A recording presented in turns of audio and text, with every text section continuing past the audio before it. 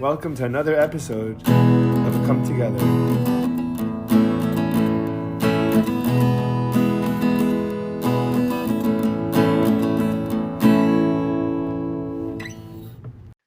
Dr. Zafra Lerman, welcome. I'm so happy to have you. Do you say Zafra or Zafra? Zafra, it's a Tzadi Fei Reish Aleph. It's Yeah. from the Talmud. Oh, really? Yeah. My sister is Tzipora, and she's Ah, CY. She spells in I was English CYP. I was supposed to be Tzipora, but my father, that was a pioneer, made it that nobody in the diaspora heard about. Okay. It's South Africa. Well, I love it. I love it. So tell me a little bit about yourself. Tell me about who you are, where you, what your work that you've done, and you're still going full steam ahead. You're not stopping ever, and I love that. And I think it's amazing. Okay, I was born in Israel when it was still the British mandate of Palestine.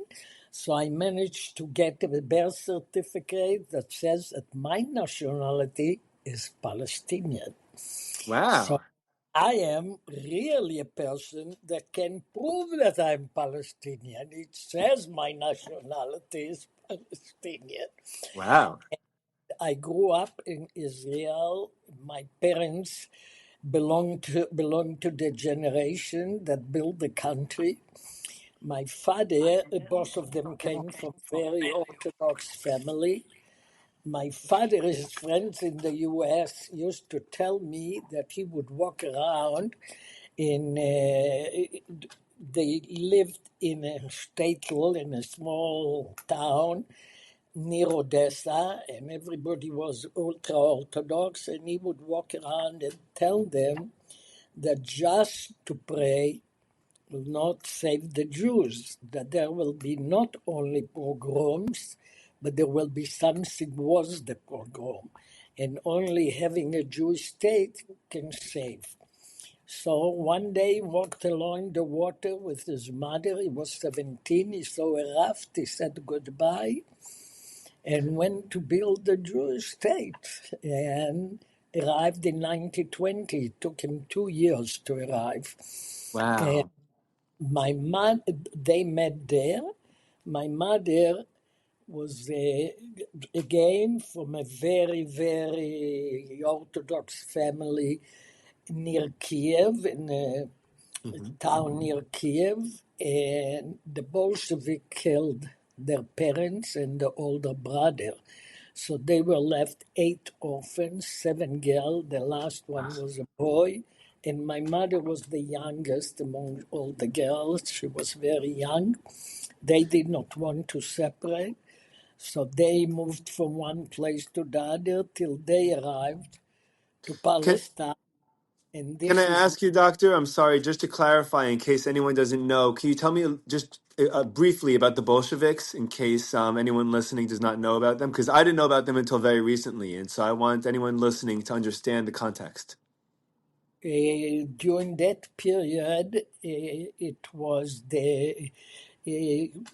now it's Ukraine, it was Russia for many years, and there were, it was before the revolution, before the communists took over. They were a group that they were the Bolsheviks that were trying to establish the communism, and they were killing Jews for no reason, just walking and killing Jews.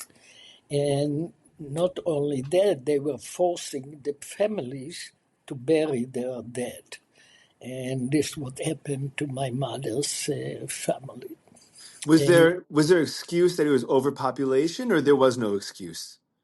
so, since when is there an excuse to kill the Jews? Right, right. Few times they make an excuse, but anti-Semitism is a disease. I call Hmm. it a disease. My And grandfather used to say that gets passed down in people's mother's milk. He said they used to say that about the Ukrainians, and he said that the Ukrainians and the Polish got their anti-Semitism from their mother's milk. it's very deep. It's very deep, and there is this is what it is. Look, on October 7, the terrorists that threw babies into the oven and burned them in front of their parents and then beheaded their parents, they videotaped it and sent it back home is to show what big heroes they are and what they are doing. And the hatred to the Jews goes on for many, many years. And I have my own explanation, but it's not for this podcast. No problem. Beautiful. Okay, thank you for clarifying. So both your parents came to Palestine British mandated Palestine. By the way, Right. my grandmother, who's Yemenite, my dad's mother, also her family came. Uh, I don't know exactly what year they came from Yemen, and there were I think 12 or 13 of them of the kids, and they all served in the British Army for many years until the state of Israel started to exist, and they all lived on King George Street. And two I think two my uncle and my aunt are still alive today and still live there now, and they have hundreds of family members. You have to explain King George Street in which town, which In city. Yerushalayim, I'm sorry, in Jerusalem. I apologize. Yes, King George in Jerusalem, and what was, all of Jerusalem was just a couple of blocks at the time that we had access to. Correct? Different periods. And that stage, yes, we had access to everywhere because it was all the British Hmm. mandate of Palestine. The High Commissioner to Palestine lived in what is East Jerusalem, but he was responsible for all of Palestine. And till now, there is the House of the High Commissioner, Beit HaNetziv העליון. And the first High Commissioner to Palestine was Lord Herbert Samuel, that was Jewish. And his grandson, that was born in the house where the High Commissioner lived, he became Lord David Herbert Samuel, the Right Honorable of Mount Carmel, and he was my PhD advisor Whoa. at the Weizmann Institute of Science. And when I did my PhD in chemistry, and he always asked me, why did you choose me? And I said, because I looked all over for a professor and a load. So I didn't have many choices. I was making fun of him for sure. The field of research was what I wanted to work with him. But I always used to, but I have to admit that when he used to come to the American Chemical Society meeting in the US, his credit card did not have his name. It was the Right Honorable Viscount of Mount Carmel. And all the chemists, will you introduce me to the Lord? Will you introduce me to the Lord? He was a big attraction because he was a Lord. Wow. Yeah. So cool. So interesting. And you can getting your PhD at the time. I don't I was telling my mother that you did that, and she said that at the time it was very difficult for women to get their PhDs. I don't know if that's accurate. Was that your experience? Very accurate it was. How there were not very women till a few years ago, where we was fighting to accept more women. The same was in medical school. Right. Today, in medical school in the U.S., the majority are women. Mm-hmm. But 20 years ago, we had to fight. to get Yeah. women for sure. In addition, I was already married with a child because I got my career started from every point of view very young. Mhm. And so this was very unusual and probably still unusual till today to have a child as an undergraduate student and manage to go straight for a bachelor, master, PhD. My son attended all my three ceremonies. That's beautiful. It's crazy. It's beautiful. It's such an amazing thing. Yeah, yeah. Wow. So was very nice. But, in my high school class, I was already the only girl because I went to a Reali school in Haifa that was a very, very high level school, but we had like majors already in high school. And in order to get to a major in science and math, you had like to take exams. And I come the first day to school and I realize I'm the only girl.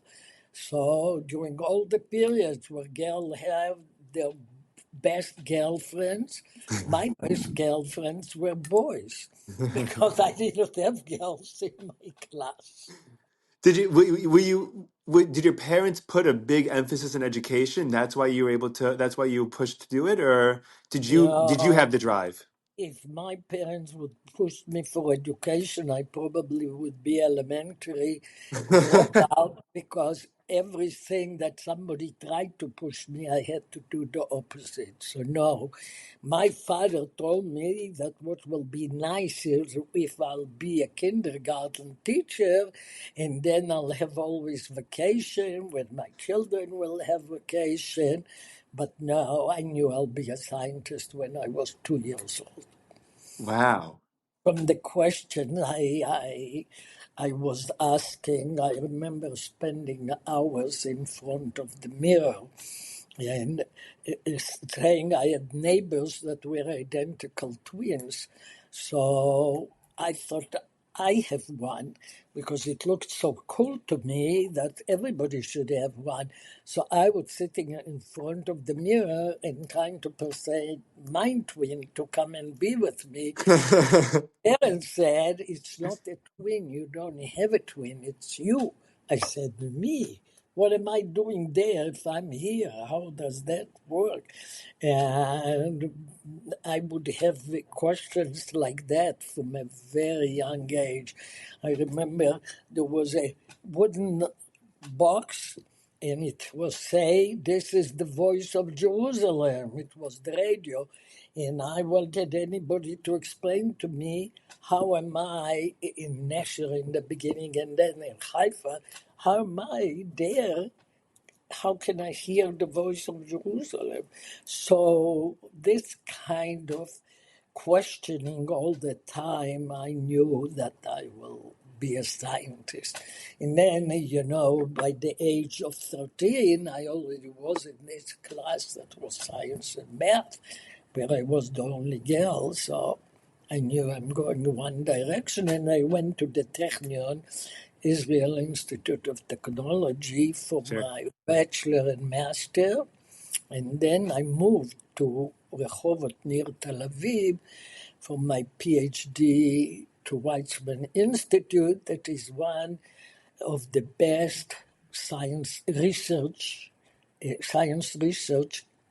institutes in the world. One of the best.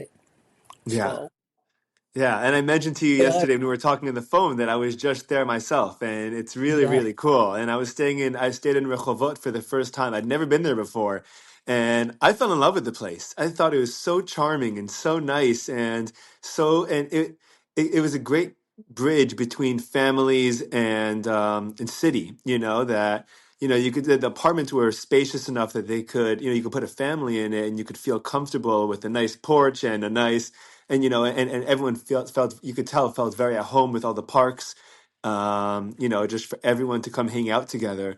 I kind of wish that America had a little bit more of those type of structures, that it was socially part of life to just go to a park and just talk to people that are there. I mean, that's something that we're missing here. Oh, from social life and people to people, we are missing much more Yes. that Israel has. When people say to me, "What do you miss in Israel?" I say, "The people, Yeah. the Yeah. people." It's just it's a community. Yeah. Yeah. Even Yeah. even when I go to any event or something anywhere in the world, immediately the Israelis are together because it's a family. It's just one big family, and this you don't have in the U.S. And like in a condominium in Israel, everybody knows each other. They Hmm. socialize with each other. I can't believe when Their people doors are unlocked. People just come in and out of each other's houses. It's crazy. I can't believe that people don't know and everything you have to call if no, now it's different. You don't call anymore. You Mhm. text to find out when you can make a phone call. Yes. Yes. You know? Yes. I noticed that that when I was there for a week, and then I was in Amsterdam and for a couple of days, and I noticed that I really enjoyed that. It felt like it wasn't like that in that part of the world. That people were really much more inclined to just talk to each other in the street. I went to a coffee shop in Amsterdam, and I was saying, I said to my friend, let's go sit outside. And right outside the door, I guess the door was open a little bit, and the two women outside heard that we were saying that. They were sitting. There's only one table. There was three chairs, and they moved over and pulled over another chair and said, "There's only one table, but we'd love to sit with you." When's the last time you heard someone doing that in Manhattan? When's the last time you heard someone doing that in Miami Beach or anything like that? It doesn't happen. So I thought it was really, really wonderful. I would like to try to normalize it, but I don't know what the root of the problem is. Maybe it's social media. Maybe it's all this identity This politics. I don't know. problem precedes social media by many, many Oh years. yeah. It's now much better than when I just came to the States. I remember there barely were outdoor places. It was unusual. I said, "What's wrong?" I was in Florida and I said, "Why are they not outdoor places?" So no, I think now we are much better than when it was than it was before the social media. I don't blame the social media for this development because it precedes the social media. So the social media we can blame with anything because they have misinformation, but a You say lot they of exasperated it? It made it worse? no, I don't think they have anything to do with it. Okay. I don't Okay. think social media has anything to do with it. Okay. It's just this is how it developed. Remember, this country was built with people that came from Great Britain, Hmm. and they had a different culture, and this was the beginning Right. of the culture that became part of the culture in the U.S. It's different, but it's for sure developed much more to have outdoor things and people talking to each other. Sure, it's not like in Israel. In Israel, everybody talks to everybody. Hmm. Uh, Another thing that is very typical if you are a child or an adult, if you are, let's say, on a tour in a bus, people sing all the time. This I did not see anywhere else, only if it's an Israeli tour. Right. All the time you sing. It's a Yeah. very, it's beautiful. Yes, Sing it really along in is. the bus. It really is. It's full of life. And do you think that? I've thought about this. I'm curious what you think. I feel that maybe because there's always so much conflict in Israel, that there's more of a sense of family and unity because they're always feeling like their back is against the wall. whereas in the States, we're very isolated and we don't feel the same type of threats in the same way. And so, I mean, if things are too peaceful, in Israel for too long, sometimes, we tend to bicker like family, like if my siblings and I are in a house for too long, we start to fight. But if someone else comes up to us, we all get together immediately. Do you think it's something like that? Or what do you think? I don't think so. I think it's just character. I'll tell you, when I go to events, for example, and I am many years in the States, sure, I'm back and forth, and I lived in Switzerland in between, and you're a scientist, you live all over. But when I go to events, even Jewish events, and there is a group of Israelis that, let's say, they brought in order to talk or something, automatically I'm going to sit with them. It's just automatically there is an attraction to each other, and I think this is how the nature developed. Remember, there were kibbutzim. What is a kibbutz? A commune.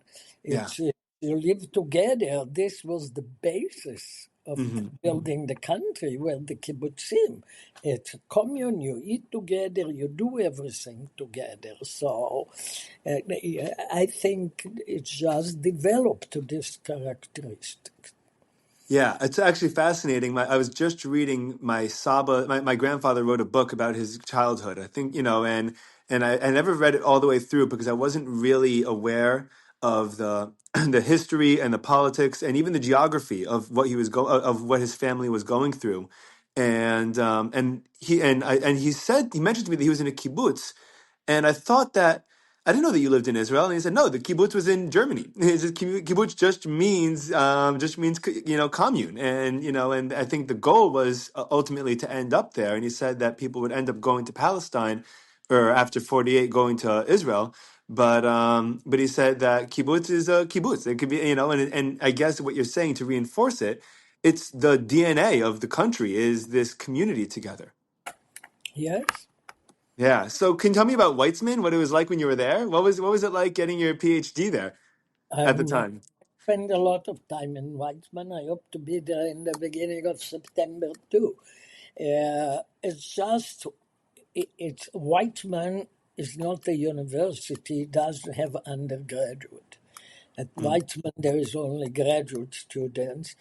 Usually, but for a long time, it was only PhD. Now it's master and PhD. Mm-hmm. And Weizmann now, for the first time, will open this year a medical school Oh, where students will get MD, PhD. So they will do research too. It will be the first year that this medical school will be open. But Weizmann is a community. First, if you were there, you go in through a gate, mm-hmm. and most of the faculty lives on campus. It's like a big research kibbutz. Yeah. Because there is theater, there are concerts, but the research is outstanding. And it's an international school, so the language is English. And any top scientist in the world spends time at the Weizmann Institute. I had lectured by so many Nobel laureates when I was a graduate student, and when I came as a postdoc to Cornell, and I realized that many of them only met the Nobel laureate that was at Cornell, but never. I knew so many Nobel laureates because they spent sabbatical at Weizmann. Wow.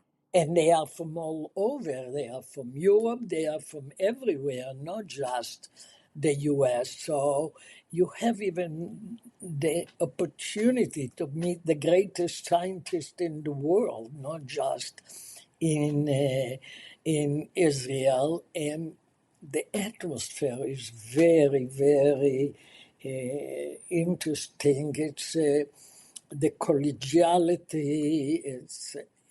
It's just a wonderful, wonderful place to be in, and it does really wonderful research. Sadly, now some research Yeah. suffered because of the ballistic missile from Iran that Hmm. destroyed the whole building of all the life sciences. So samples for cancer research that were collected for years were Yeah. destroyed. But they will pick it up because it's such a great. At the Weizmann Institute, you see lights 24 hours. The scientist goes to work when they have inspiration. Hmm. It's not a 9 to 5 job, and this is very nice. All times of the days. Therefore, when I'm in Israel, I want always to stay at the guest house at the Weizmann Institute. And many, many of the scientists in Weizmann are involved in my project, the Malta Conferences, where Yes. we use science diplomacy as a bridge to peace in the Middle East. Yes, so I want to talk about that. I'm really excited about that because this, until you reached out, I've never, I've heard of obviously scientific conferences. I've heard of scientists that were pro peace. I've never heard of of a scientific community gathering together for the purpose of world peace in a formal organization. I thought it was so unique and so beautiful and so cool. It's unique. I think it's the only one. I think it's amazing. How did it come about? Um, I chaired for the American Chemical Society for 26 years the Subcommittee on Scientific Freedom and Human Rights. Mm, And this was a period with a lot of human rights abuses in the Soviet Union mainly, but China came after Tiananmen Square. But I started with the Soviet Union. I was going into the Soviet Union with a group of scientists. We were guests of universities, wow. lecturing, and after midnight, I would leave the group, and they were asleep, and I would go in dark alleys where I met dissidents, mainly refuseniks. Refuseniks were scientists that wanted to emigrate from the Soviet Union, and therefore they were fired from their job. They were not allowed to work, but Hmm. then they were blamed that they are parasites. And many of them were sent to hard labor in Siberia, Hmm. and they could not have any contact with scientists. It was illegal to bring them scientific material or give them seminar. So I would go after midnight, and in dark alleys I would meet several of these refuseniks, and then we would go to a dark attics where at 2 a.m. I would give a seminar and distribute scientific magazines that I brought with me and collected their resumes and CVs so I could work on their behalf when I came back and make sure that they can come out to freedom. In my That's book, extremely dangerous, though. No. for sure it's dangerous. Why? What made you take that chance? What made you? What pushed you to take that risk? The values I received growing up in Israel, the way Wow. I was brought up, the values that from a very young age I was taught to help others. But it's very interesting that you said it because I have here a part of a letter that Hmm. one of these people that was in hard labor in Siberia, and I worked on his behalf, and he came to Chicago. And Wow. the first lecture he ever gave in the US was here to the American Chemical Society Chicago section. but I was nominated to receive the Andrei Sakharov Award for Human Rights. And he sent a letter on my behalf, but I liked a paragraph and I want to share it because he I said want that to hear it. Please. he said, I often wondered what could make a person living in freedom, safety, and comfort to fight for someone deprived of that and languishing on the other side of the globe. I realized that both the faraway victim and the American guardian angel had the same ability to go against the tide, and they did for science something which could hardly be rationalized, and an exhausting job of fixing its very foundation, invisible on the pages of professional journals.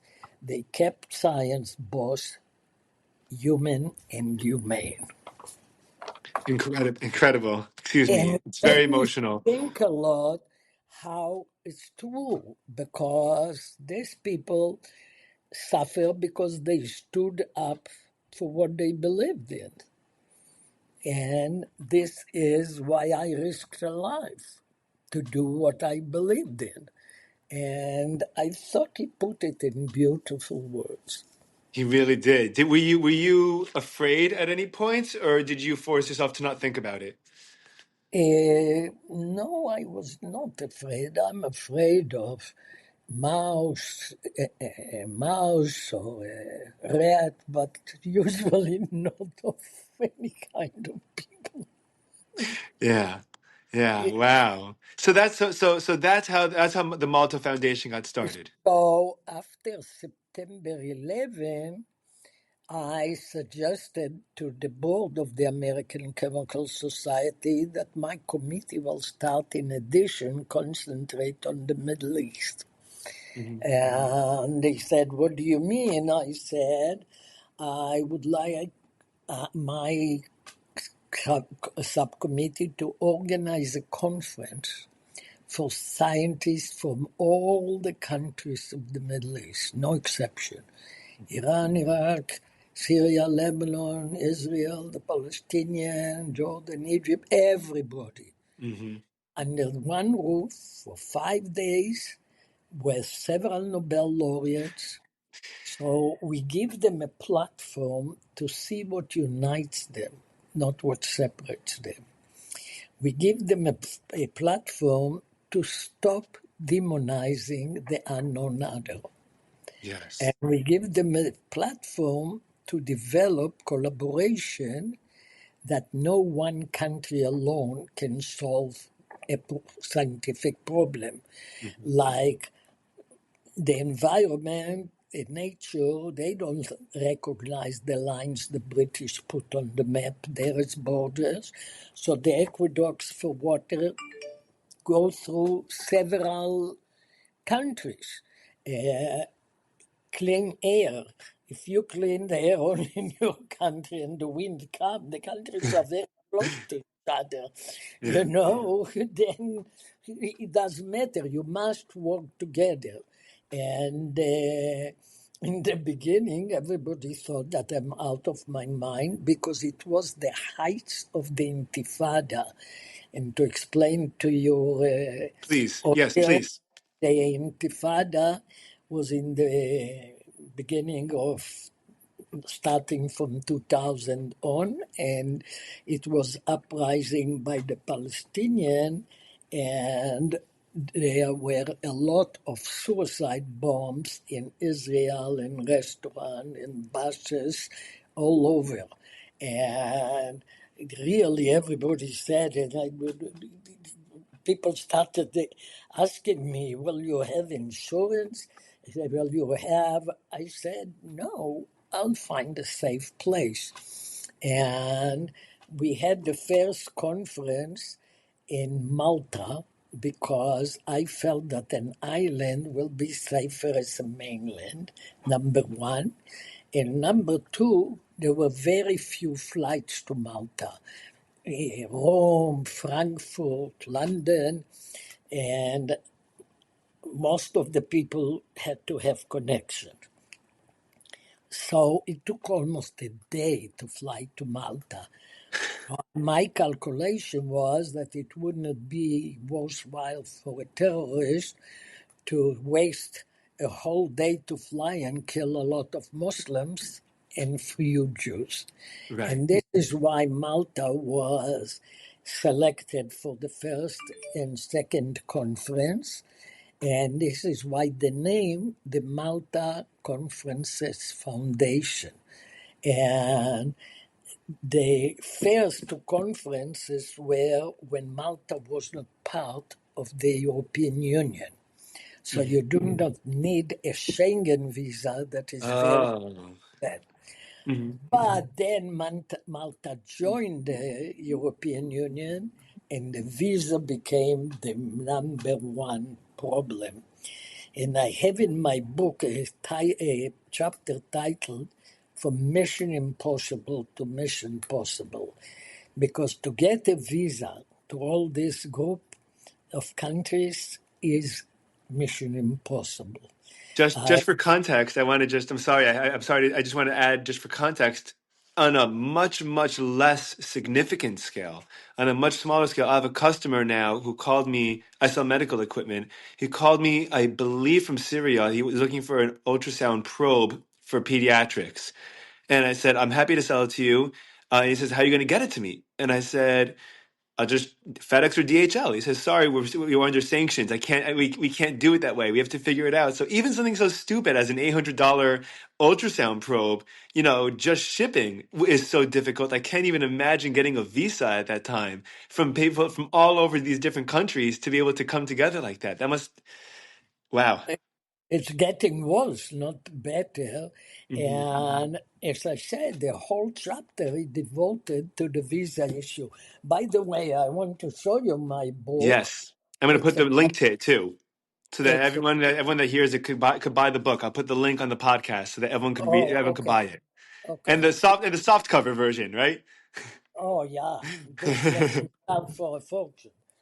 That's right. It's very It looks beautiful. I did not see the soft cover. I have to order a few, but meanwhile, I give as present this one. it But looks I have to beautiful. buy it. But I have to buy it. And Really? yes, I have to buy it. What do you think? They give you for free. They give me a small discount, but I have to buy it. If I want to give it a present, I have to pay. And I did not see, but the people that have the paperback on Zooms, I gave webinars and everybody had it, and they showed me it looked very nice too. I But bet. this beautiful. It This looks one, beautiful. It's very sleek. It's yeah, very elegant. So yeah. anyway, so the visas. So you had to get the I'll visas. give you just example on the people from Gaza. Hmm. Yes, there are scientists in Gaza. Yes, there are universities in Gaza. Yes, there are great people in Gaza. So I'll give you an example to bring them to a conference. Now they are out of Gaza because I managed to get my people from the Malta Conference out Recently? long ago, Oh, when Egypt was ready to let people come to Egypt only with dual citizenship so they don't stay in Egypt. Egypt doesn't want anybody from Gaza to stay there. I got them out also. They don't have dual citizenship. So people that don't have young children, so they meanwhile stay in Egypt illegally. But people with young children, they don't let them register the kids to school. So I have one young family, and with all the support for the people of Gaza, all the love that the world shows them, I spent for the last year sleepless nights and long days to try to get for one family with 2 kids, wonderful family. They will be a treasure for every country that will get them. But nobody gave me a visa. Not Arab countries, not European countries, not the very progressive Democrats in Congress that I referred to them. Hmm. Oh, this is a different story. It's so easy to scream from the river to the sea, oh, the poor Palestinian. But to help is another, and I'm still trying to find the country. Wow. Still working on that. But Wow. so now I don't know how I'll be able, if Egypt will let them fly out from there, it will be really a problem. But before, when they were in Gaza, Gaza has two borders, one with Egypt, one with Israel. The border with Egypt is completely closed. They cannot cross there. It was even closed when Gaza was part of Egypt. From 1948 till 1967, Gaza belonged to Egypt like the West Bank belonged to Jordan. Hmm. All the people that lived in the West Bank got Jordanian passport and Jordanian citizenship. Hmm. The people that lived in Gaza did not and could not even go into Egypt. So to fly through Egypt is out. The other possibility to fly from Jordan. But Gaza doesn't have a border with Yeah, how do Jordan they get there? because Israel is there in the middle. Oh, so they go through Israel to Jordan. So so easy to get them through Israel.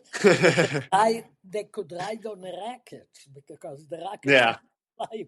They could take a ride, but I used to have to work several months with the foreign ministry of Israel to get them a permit to enter Israel and then drive all the way to the north, enter in Gaza crossing, drive all the way to the north to the Allenby Bridge, and Wow. cross into Jordan.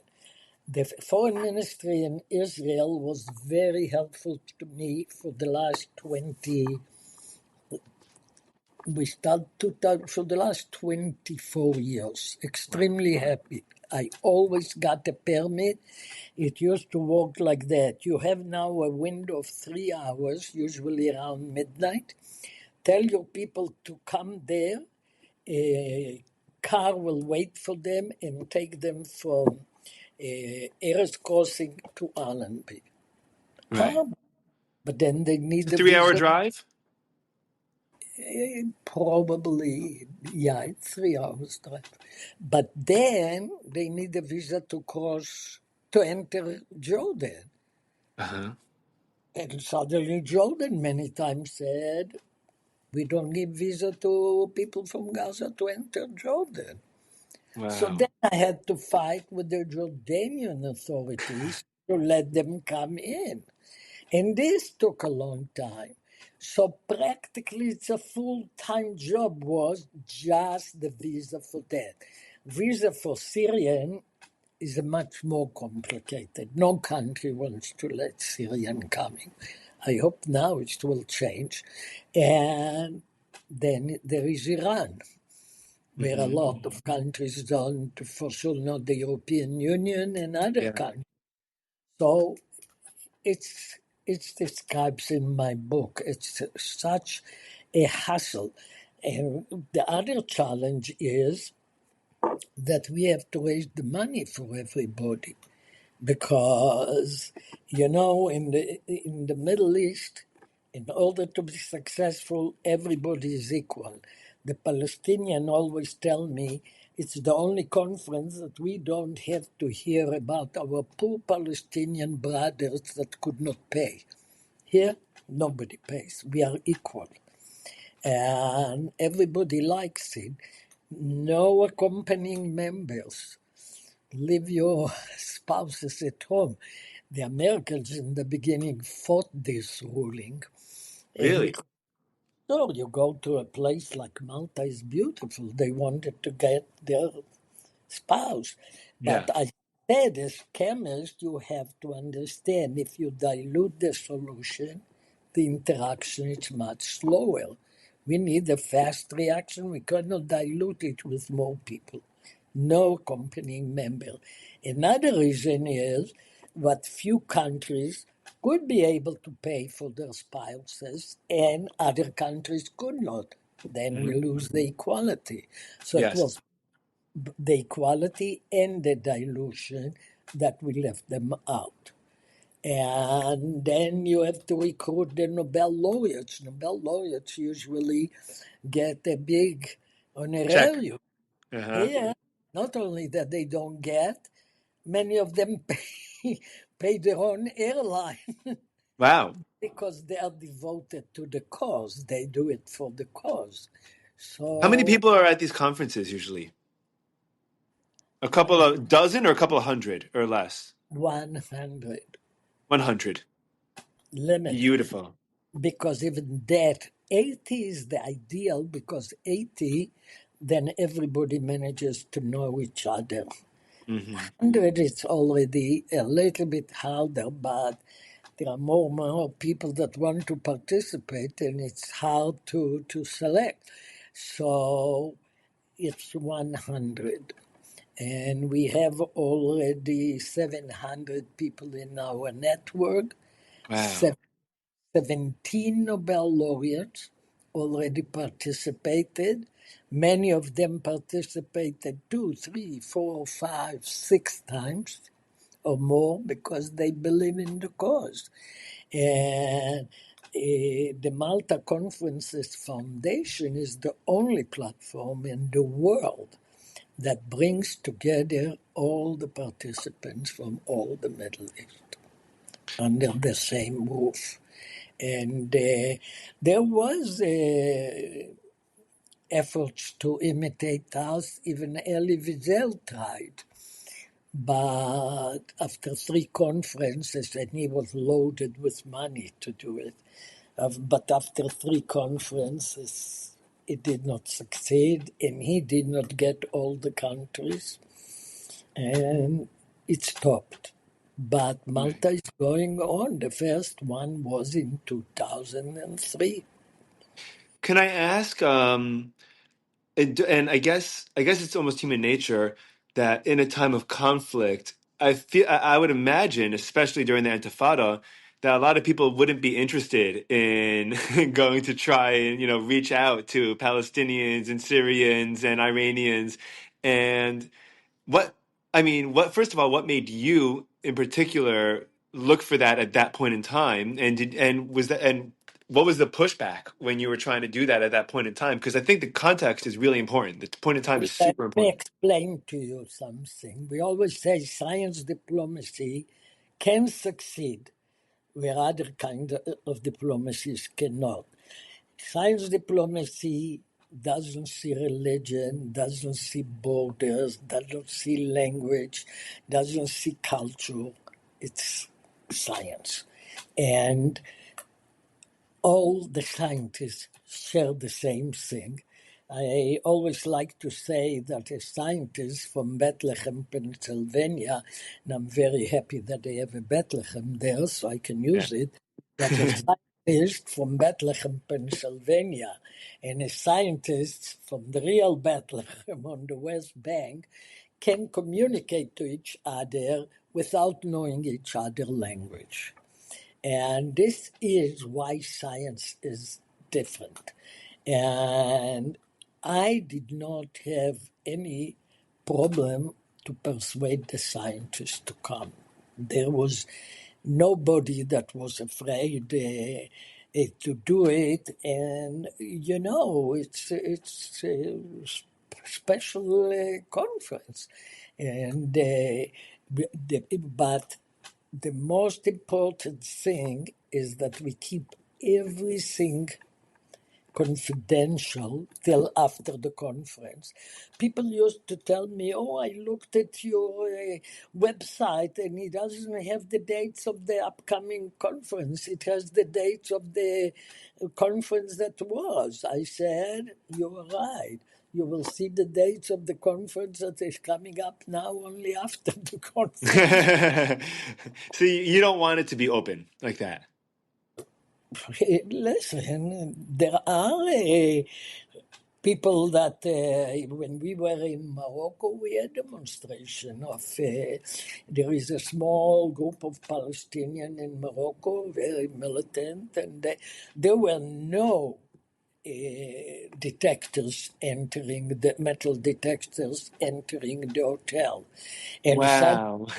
suddenly 2 days later they heard about that and the demonstration came and immediately the metal detector appeared in the front of the hotel. So we try not to make it public till after the conference. That's really, really beautiful. It's really, really amazing. So, what about your and after aside from Malta, of course, which is a full-time job, obviously the way that you're describing it, I can't even imagine. I Just get like saying the money is a full-time job because every penny we raise goes to the conference. So there yeah, is no money to pay a fundraiser to raise the yeah, money. yeah, yeah, yeah. What about chemistry? Do you continue to study chemistry, or what do you do with What I chemistry? continue is to be involved in education. In chemistry, I did research on secondary isotope effect, and I'm not going to explain it on No the problem. and it will take too long. But then I believe that science education is a human rights that belong to all. And Prince Hassan, His Royal Highness Prince Hassan of Jordan, King Hussein brother, always quotes me when he gives the talk. He quotes, Really? yeah, I Wow. know very well because he's participants in Malta. So I believe it's a human right. And, the half% of the population that will become scientists, it doesn't matter how you teach because they will become scientists with the worst teachers in the world. But the rest of them have to understand science in order to live in our society this day. And I always say if we will leave them behind, we will form a two-class society separated not by royalty but by knowledge of science and technology.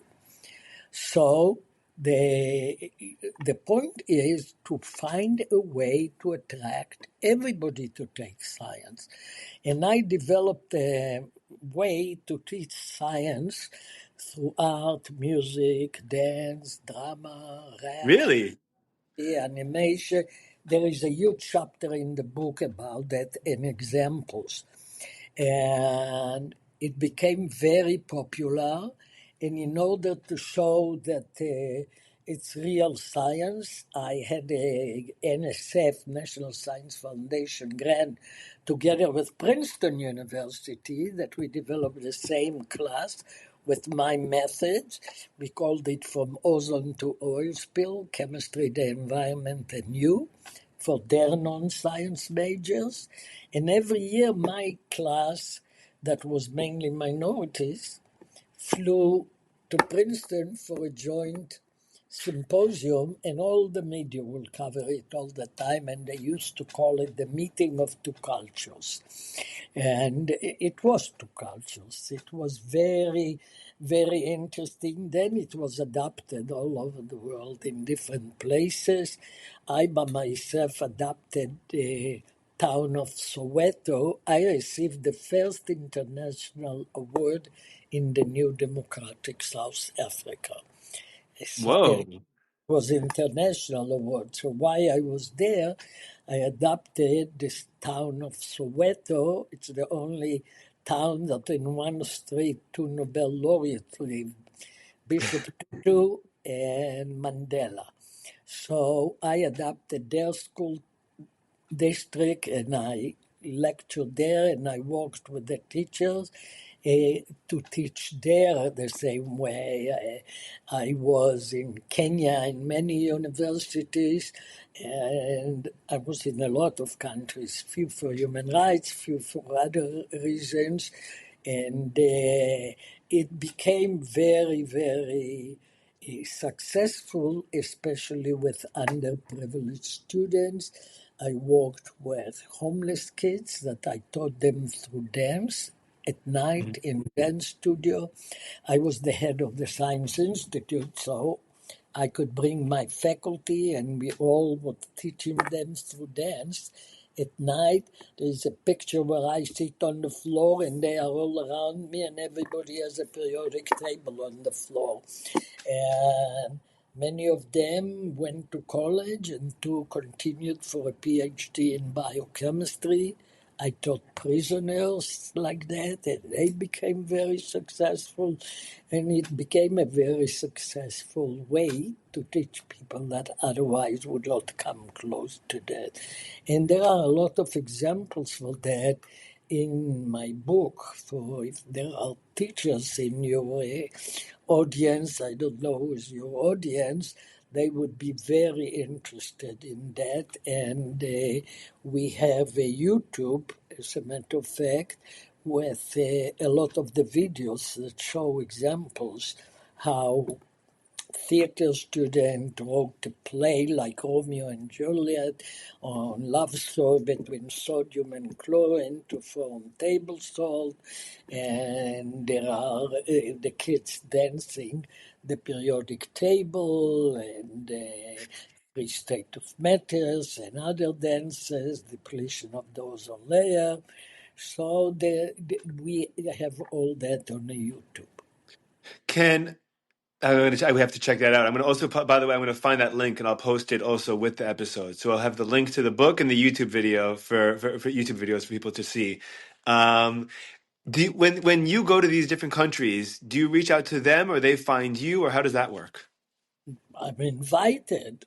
You're invited. How do they find you? How do they come across? How do I guess just from your conference and How did they find me? yeah. If I lived in Kenya, I wouldn't know how to find. I wouldn't know how to find Dr. Zafra Lerman, necessarily with that, too easily. I mean, unless I wouldn't even know how it happened. People publish, and there are even today every day on the email, there is some group called academia that they want me to become a member, but every day they give me the list of the people that all quote my papers or just read my papers and describe it. And I can't believe that every day there are people that are trying to adopt this method, and they tell me that they are reading my papers. That's So amazing. It's amazing. Did this you? is So I read online. I did a quick Google before you and I were talking. Before you and I spoke yesterday, and I saw online that you prevented executions before. Can you tell me a little bit about that? it's part of working on human rights, no? I would imagine, but I would also imagine that as a chemist, I wouldn't think that that's my job as a chemist to do that. It's not my job; it's my conviction. It's Yes. Can you tell uh, me some stories about that? I just read to you about one person that I saved, what he wrote there. But yes, when it was in Libya, when they decided that the doctor and five nurses spread AIDS in the hospital while they treated the patients, and they gave them death penalties. And I mobilized like crazy a lot of the human rights committees around the world, and wrote and fought and did everything I could in my power and in all my connections, and at the end they changed it and they let them. By the way, the doctor was a Palestinian. So this shows you how the world is crazy. Here I am an Israeli, but I am fighting and spending my time and life and money to save a Palestinian doctor or to get the Palestinian from Gaza that are from the Malta Conference out of Gaza. So it was not any Palestinian living in the US. It was not the squad that is in the Congress here, led by Rashida Tlaib and AOC and all this Hmm. group. Yes, and none of them worked Right. on taking people out to safety. So it's an Israeli that did it. And this shows you how crazy is the world. It also shows you how cheap talk is. It shows you how Oh, easy it is to talk and how much harder it is oh, to do anything. oh, but the problem is that the world is very impressed with talkers. And it always says a squeaking wheel gets attention. Hmm. The wheel that does its job and does very well never gets attention. That's And right. this is what is going on, and this tells you that humanity is above all the hatred and the division that are being forced on us. Yeah. And you think it's being forced on us. I think so too. But It's being forced. Sure, it's being forced. If you have a New York Times magazine, New York Times newspaper that shows a picture of a young child, skinny like hell, but mhm. doesn't show his brother that is in the same picture, 4 years old, very well fed, doesn't cut that out, shows that, and look what Israel is doing, and then has to apologize because the child has a genetic disease that causes him to look like that. So then they apologize, but they don't show you the picture of the hostage that just the Hamas released of the hostage that is all skin and bones that cannot even Mhm. move. You did not see this picture on the New York Times. So if you believe in the New York Times, you don't get the true information. It's Right. a very selective information. Very Right. selective. And for sure, social media is very selective. But this is what's great about science, that the science and the scientists believe in the truth and don't use the science for propaganda or different political reasons.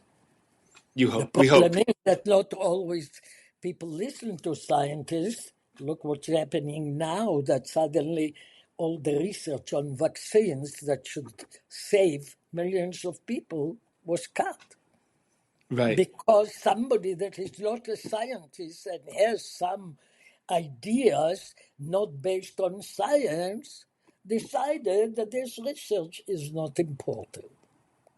Well, I would also, I mean, I think that in today in particular in 2025, I think that a lot of faith in a lot of institutions, especially when you hear stories like the New York Times or you hear stories about COVID or you hear stories about different things that happen that are clearly corrupt that people don't know what to believe or not anymore and everything just gets thrown out, and right now there's just very little faith, I think, that people have in leaders and institutions, and they say, forget scientists, forget doctors, forget anything, like they're all lying to us anyway, why should we believe them? Forget journalists, they're all lying. Forget the newspaper, they're all lying. But then you don't know where to go, you don't know what's real, you don't know what's not.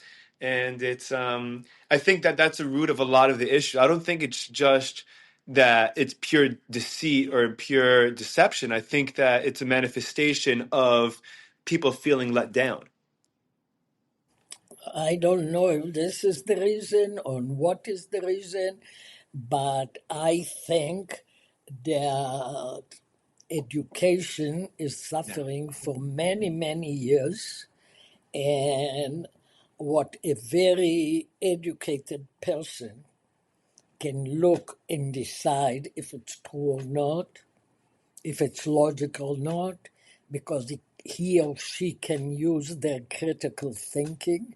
Yeah. If you don't teach all that, you don't teach logic, you don't teach critical thinking, you Yes. dumb down the education, Starts at the bottom, makes its way up. so it goes all the way up. And you believe in what somebody persuaded you to believe.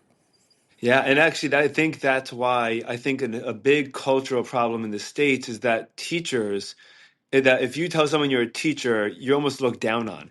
You know, so you tell someone you're a Exactly. teacher, they're like, "Oh, come on, like, you're not a lawyer, you're not an investment banker, like, what are you even doing with yourself?" And I think that's heartbreaking because the teachers are responsible for the future of critical thinking. This what people don't understand, that the teacher is responsible for your children. If Yeah. this teacher will dumb down your children, they will never achieve anything. Yes.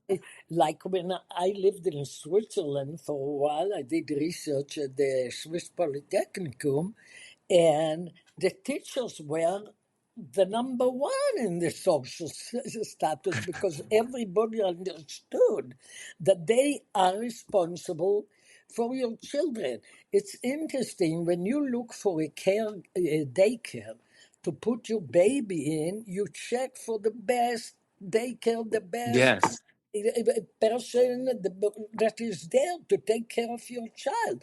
But once the child goes into school, Forget about it. forget about it.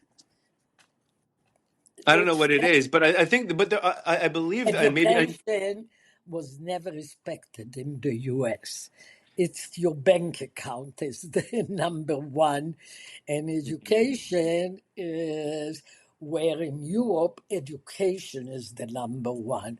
In Switzerland, you can be a multi-billionaire if you don't have education. You will never reach the high society because So education. what? Yeah, I was going to ask, what other cultures have you experienced, or countries? Do they value teachers, or is that something that's considered prestigious? Have you visited places like that? Some European countries, even in Israel, is a problem. It used to be valued. They are trying to change it, and even the Weizmann Institute has a lot of programs for teachers to try to give them the tools they need to teach, but somehow people forget that the teacher is probably one of the most important profession we have Yeah. because they are responsible for the brain of your child.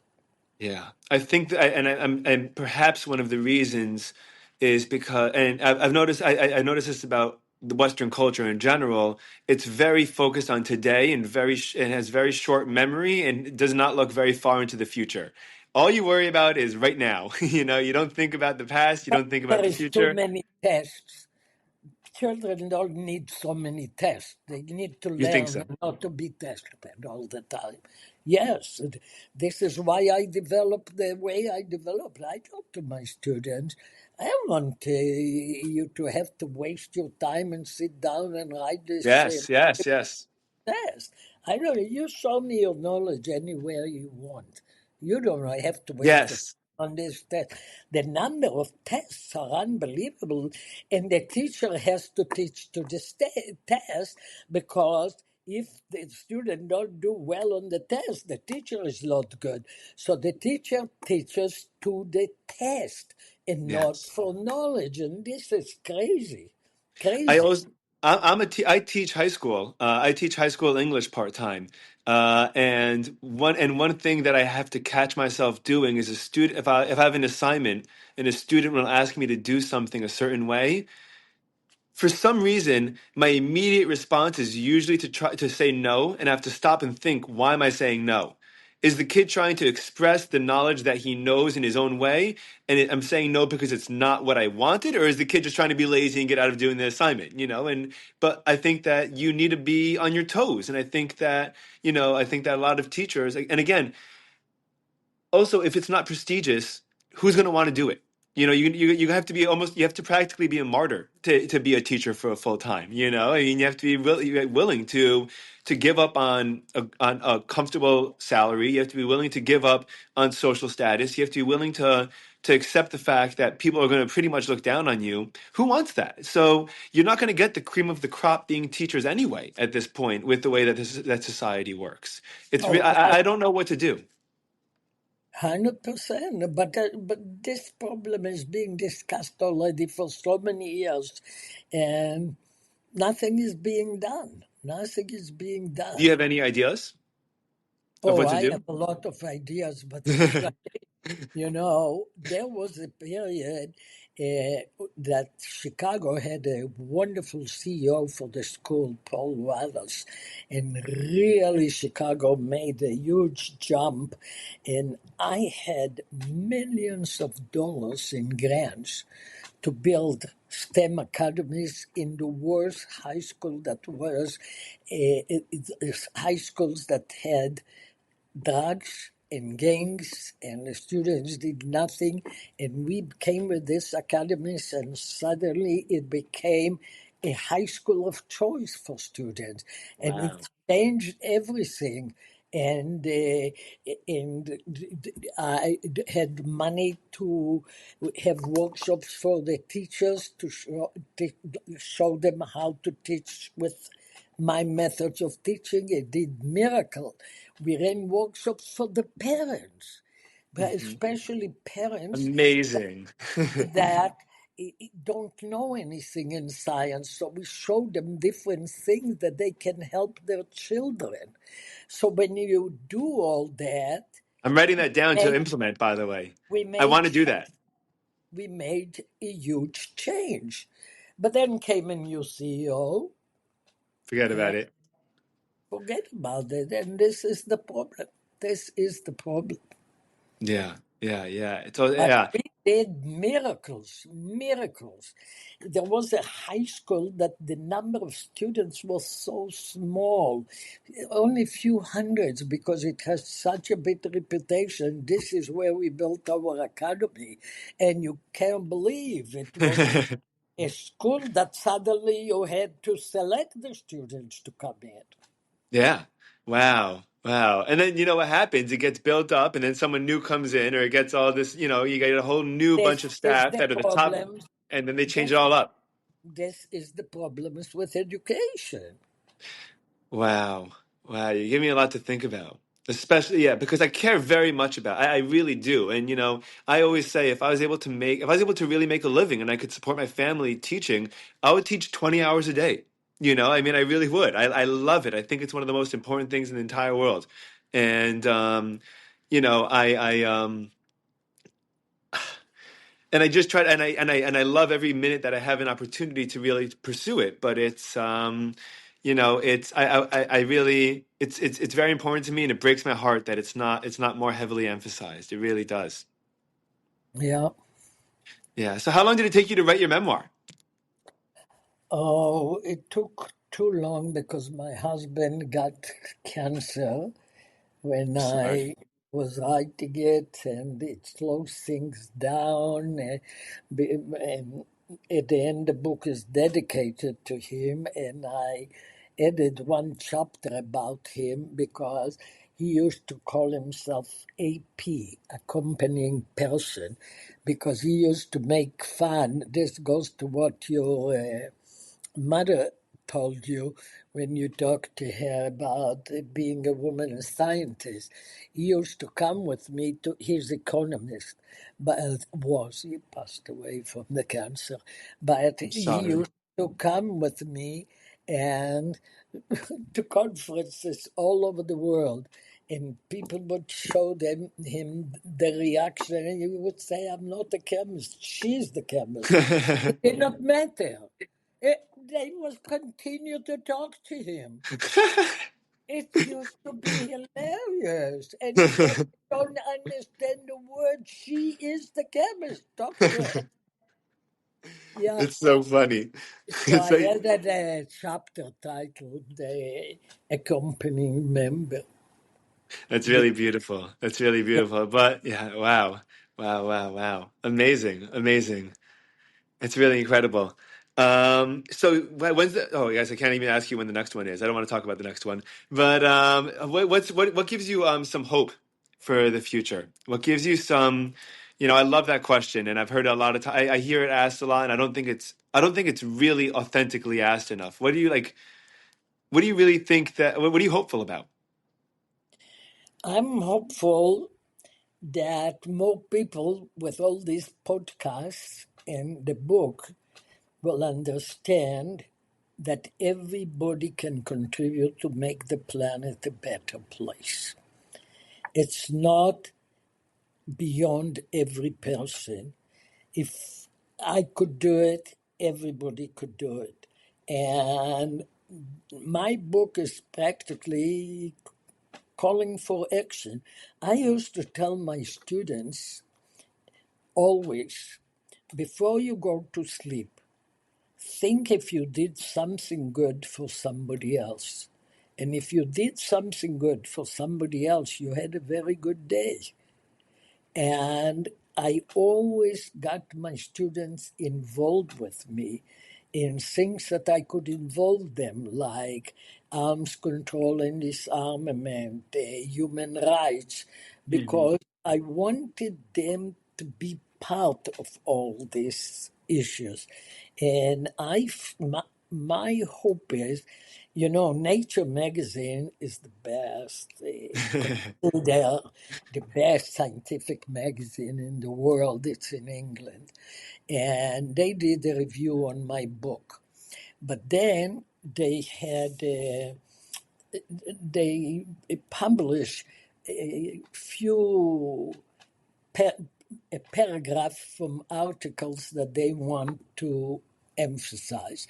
And in the middle of this newsletter, they have quote of the day. So one day, the quote of the day was from my book. And they picked up the quote that I said, in order to have an atom bomb, you need to have enough critical mass of uranium to start a chain reaction. So I used this sentence and I wrote in my book that my hope is to have a critical mass of scientists that will start a chain reaction for peace. And Yeah, they picked this up as the quote of the day and then advertised my book after that. It was a free, wonderful advertisement. And so I still hope that I will still see many people that decide to join to make the world a better place. I hope so too. Well, I know that I'm going to do after, especially after talking to you, I'm going to do my best to try to continue pushing your book and continue pushing these ideas because I think that it's such a wonderful and so unique. I've never heard of anything like your story, and I think that it's so magnificent and just hearing you talk reminds me of just a different world that I hope reminds people of what the world could be like, of what the world could be, like what tomorrow could be. And I think that it's really, really special. I really, really appreciate everything that you've done, and I really appreciate your time. Thank you for so much for Thank connecting. you. I hope to be in touch. And when you're in Florida next, Sure. please let me know. We'll And keep we're in gonna touch. and this is you're living and have lived and are continuing to live a truly beautiful and very, very special life. And it's amazing to be able to talk to you. Thank you. Thank you very much. It's just Bye. such a pleasure. We're going to be in touch. Take care now. Bye bye, doctor. Bye. Bye.